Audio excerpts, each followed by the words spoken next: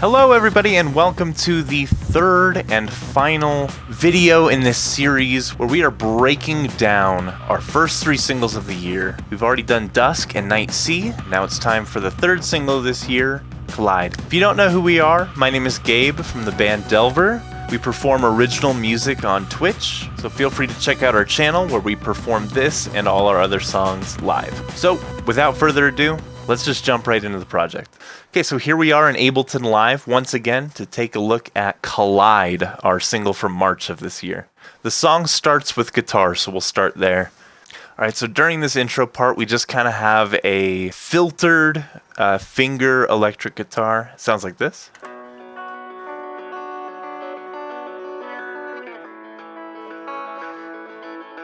It nicely establishes that rhythm as well as the chord progression for the song. And then as that intro goes on, the filter kind of comes off of that guitar and it opens up quite a bit. It sounds like this.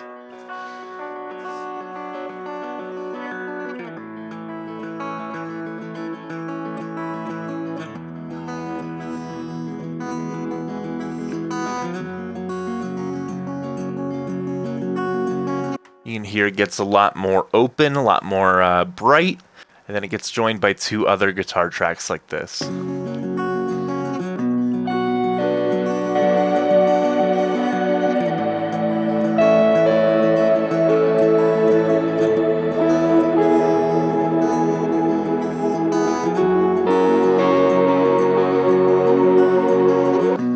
You can hear how wide those guitars are panned, and that just kind of creates a lot of space, a lot of atmosphere, which is what this entire intro is based off of. We're going to break this one down a little bit different from the other two songs. We're going to go section by section. So those were the intro guitars. We're going to go on to the vocals because those are what come in next. And for this verse part, we tried to keep them fairly dry, even though it's a big kind of open, airy sound. We wanted to keep it dry for our mix engineer because we know how he likes it. So here is what that vocal sounds like on the intro. I want to fade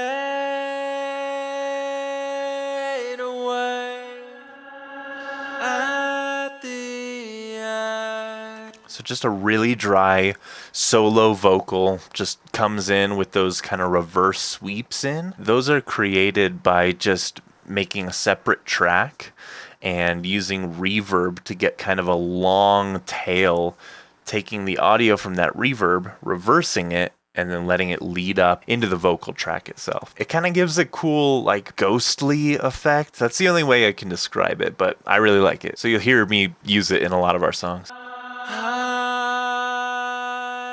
We also introduce a couple vocal melodies for the second half of the verse that sound like this. I will follow into my mind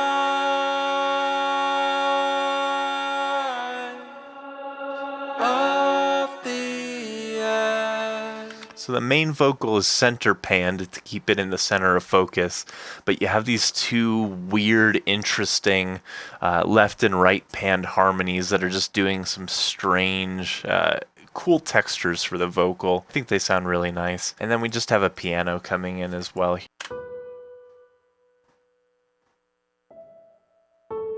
Really light piano. So all together, that intro part sounds like this.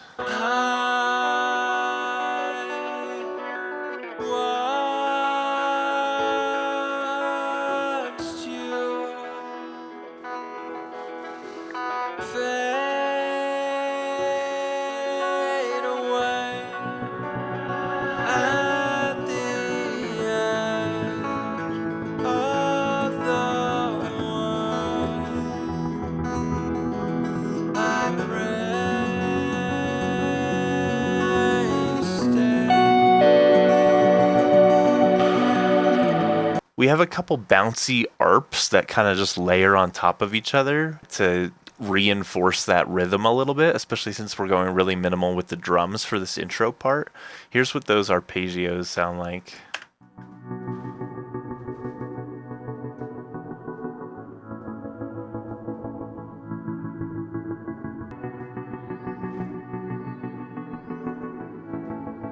So you can hear that other layer comes in. That's really what this intro section is about. It's just adding layers and adding layers, just making this single guitar branch out into a bunch of different instruments and just expand and get bigger and bigger as the track goes on. As far as drums go, the rhythm section at the beginning is really sparse, and we wanted it to really build up into the kind of a grand finale for this song. So at the beginning we have this thing that I just have labeled anvil hit. It sounds like this. You can see it's just like a very interesting little percussion noise, huge reverb on it. I have it compressed as all heck. And then I threw on a delay at the end to kind of give that little echo. It almost sounds like chucking a stone down a cave hall or something like that. I really like this sound. It's one of my favorite parts of the song for sure. It just echoes forever. I love it. During this kind of mid section for the verse, we bring in some after those harmonies come in, we bring in some ahs. They're just really light, reverby backing vocals. They sound like this.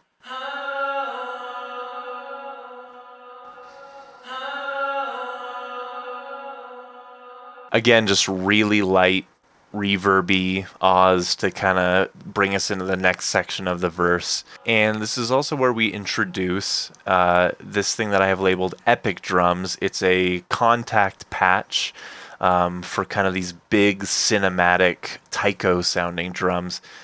Here's what they sound like by themselves.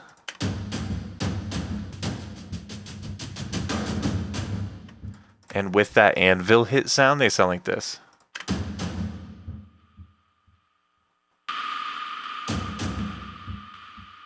It's really nice. It's almost like a kick and a snare with those like deep drums in the anvil, but it's so organic sounding and very cinematic. I love that sound. We don't actually introduce the main drum parts of this song until the first, I don't know, chorus part. I'm not sure.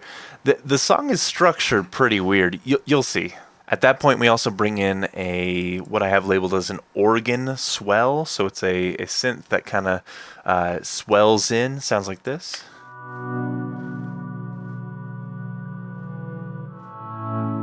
Playing those nice chords as well.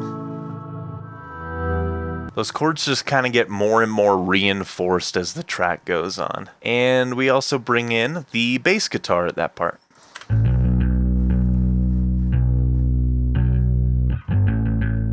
Just kind of establishing a bass line for that section. And last but not least, we've got some guitar chords that kind of filter in as well to fill in that midsection.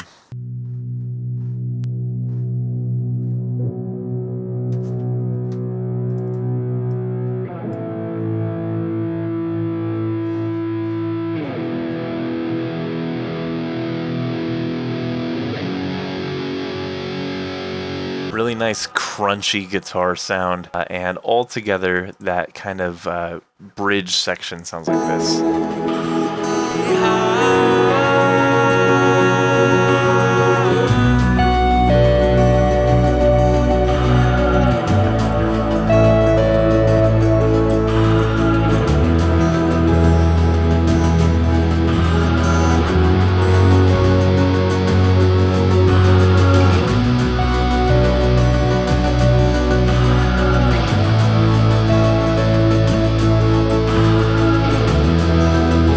Alright, and then we're going to transition into the first kind of build up for the song. Those epic drums, the cinematic drums from before, get a lot harder, they get a lot faster, and then they start to build up into what amounts to an EDM drop. But we kept the sounds really like as natural as we can, as cinematic as we can, and the synths don't go the EDM route as much.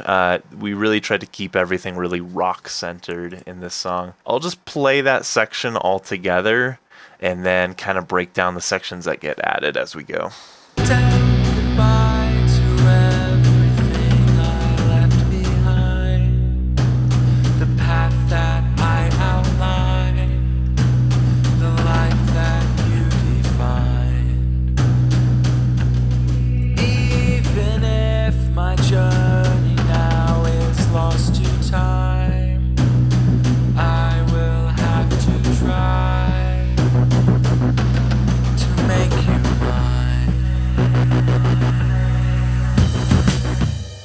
Okay, so those epic drums, we added a bunch of fills and extra stuff like that.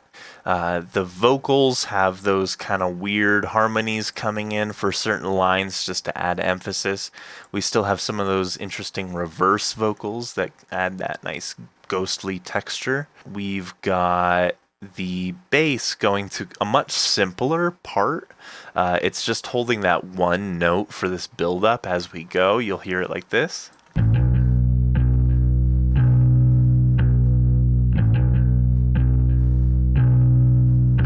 And honestly, I'm kind of lazy as a producer. All I did was take that first note from the previous section and just kind of looped it. And sounds fine, so whatever works, right? Then for the second half of the build-up, the actual drums come in. I'm just using a patch from Addictive Drums. It's actually 2 patches layered on top of each other for a little bit of extra oomph. It's filtered down at the beginning, and that filter just opens up to let those drums come through. So it's kind of just that snare repeating coming in with that filter, but all the drums together sound like this.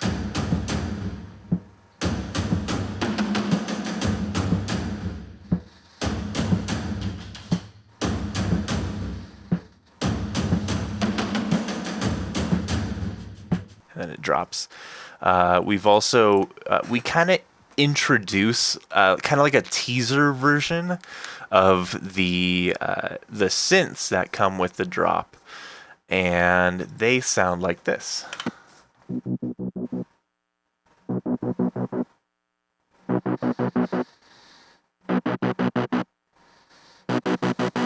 With just a pretty simple white noise whoosh effect that sounds like this. We bring in the drop. We tried to keep it as simple as possible. We didn't want a lot of clutter for this section because the next section doesn't have a lot of clutter either. It's all just very tight and punchy. So here we go. Have to try to make you mine.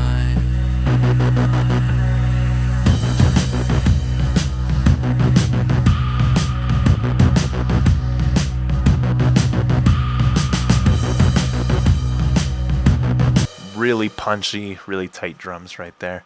Those bass arps layer on top of each other as that drop progresses. So it starts with just the one and moves to both. You'll also hear that really weird echoey vocal part that's in there. It's just repeating the last line of that build-up bridge section where Mark sings "Make You Mine," and it just kind of layers that and lets that cascade with a bunch of delay on itself. That by itself sounds like this.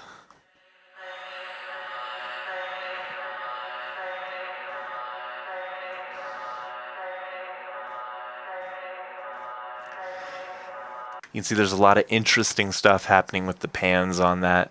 What I did was just put an instance of FabFilter Timeless on just that line by itself, let it render itself out, and that's what I ended up with after playing with the settings for a while. So I really like how it sounds, and also just having it rendered out makes it really easy to control that tail and kind of, you know, make it not as free and weird as delays sometimes get, especially with a plugin like Timeless. So that drop altogether culminates in that nice, tight, punchy section, and then a guitar lead really wraps it up for the second half. Sounds like this.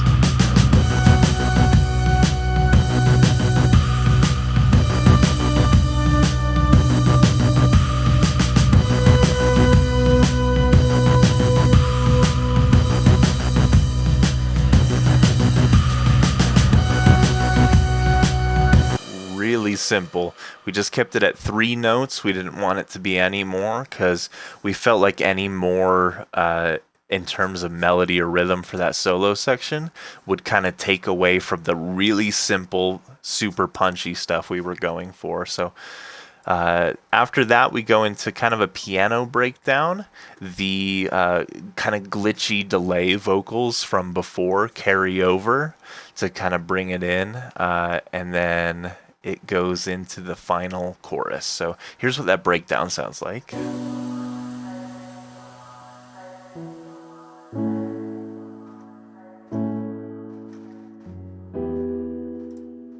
Then we just have that organ swell synth come back in.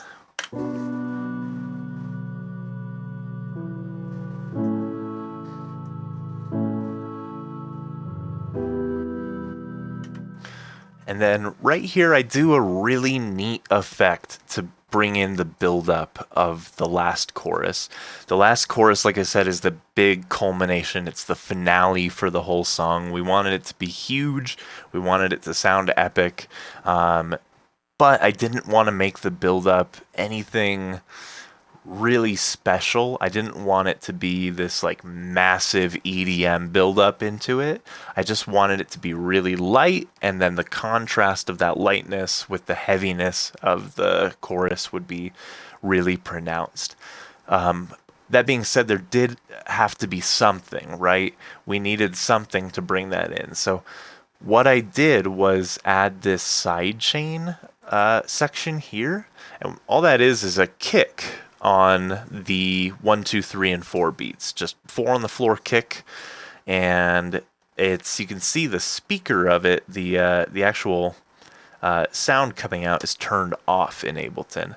And all I'm having that do is do sends only mode, meaning that when these guitar chords come in and start to build up, as well as this organ swell, they are side chaining based off of that 4 on the floor kick, even though you can't hear that kick. So what you get instead is that kind of that pulsing, that swelling sound, as if there were a kick there. And then when the drums finally do come in, they hit that much harder. So here's what that sounds like in context. You'll hear them start to pump with the sidechain.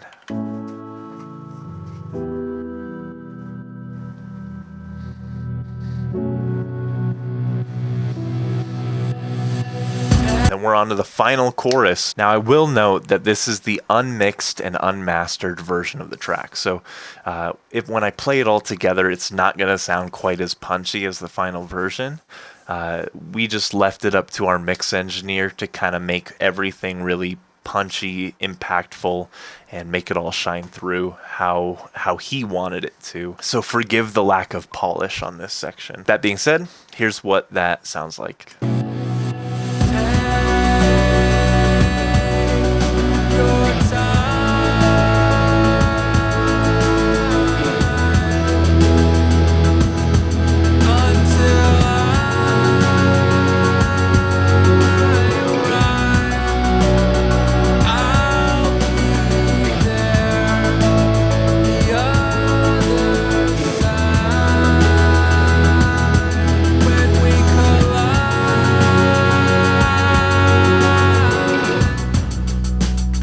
So we just kept it really simple. The easiest way to do that build-up is just to take all of the parts from the previous section of the song, put them all together. That's exactly what we did. The only thing that's changed is this bass line. It just moves to playing big open versions of the notes.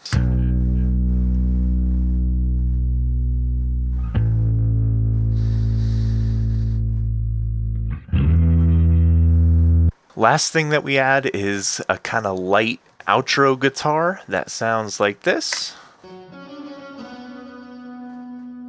That just kind of plays us out, kind of fades parts out, kind of filters stuff back down. It felt wrong to kind of cut off the song really hard at the end of this chorus. That's something we would normally do on kind of a more pop sounding track, but for how big this was, we kind of wanted to slowly bring it back down, make it a little bit more natural. And that's pretty much it. You can listen to the song right now. It's available on Spotify, iTunes, and Apple Music. Wherever you listen to music, it's probably there. Links are down in the description below as well. If you liked the video, make sure you're subscribed. We do different kinds of production, songwriting tutorials all the time, as well as stuff about live streaming and music on Twitch. If you're interested, make sure you check out our Twitch channel at twitch.tv/DelvrMusic, and I hope you enjoy the new single, Collide. Thanks.